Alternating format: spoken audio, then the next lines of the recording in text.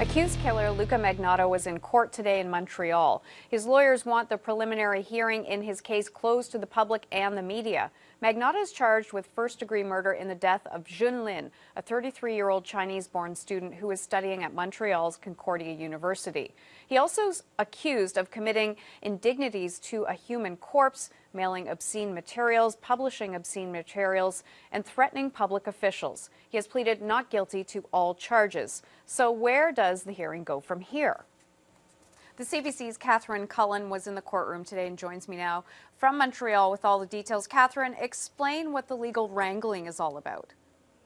Well, the essential question today was whether or not the judge will agree to close the courtroom during this preliminary inquiry. Now, what you need to understand is that there's already a publication ban in place for this preliminary inquiry, and that means that the media can't report on any of the evidence, but they can talk about perhaps, let's say, the behavior of Magnotta, who is in the courtroom, and whatnot. Now, Magnotta's lawyer, Luke Leclerc, says that just a publication ban, that doesn't go far enough. He wants to see everybody but the lawyers essentially kicked out of the courtroom. And the concerns, as he voiced them, are that there's already been a lot of negative things in the press reported about his client. He's concerned about whether or not this publication ban will actually be respected. And because of all of that, he says that the only way to ensure that the jury pool, the people who might eventually be jurors in this case, aren't further tainted by what's reported in the media is to close the doors to the public, and that includes, of course, journalists. Now, on the other side, you have lawyers representing various media outlets,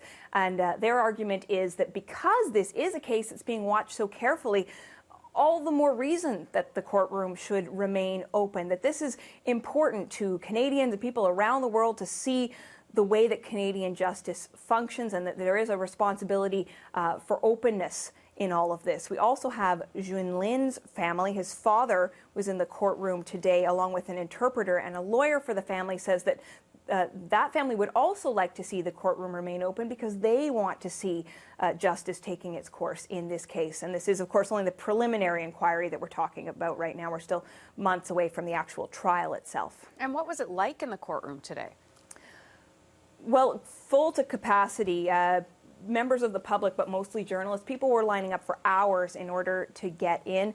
Jun Lin's father, as I say, was there, sat at the back of the room, not making a lot of fuss. I did see him at one point leaving the room and sort of craning his neck to get a look at Luka Magnotta. Magnotta is in a glass enclosure. He's kept separate. He didn't seem to be reacting very much today. He didn't speak, looked quite calm the whole time. In fact, when I looked over at him, at some moments his eyes actually seemed to be closed, or that was the appearance at least. A lot of legal wranglings. Obviously, we're going to be very interested to see what the outcome of all of this is, and the judge does say that she intends to have her decision ready tomorrow morning.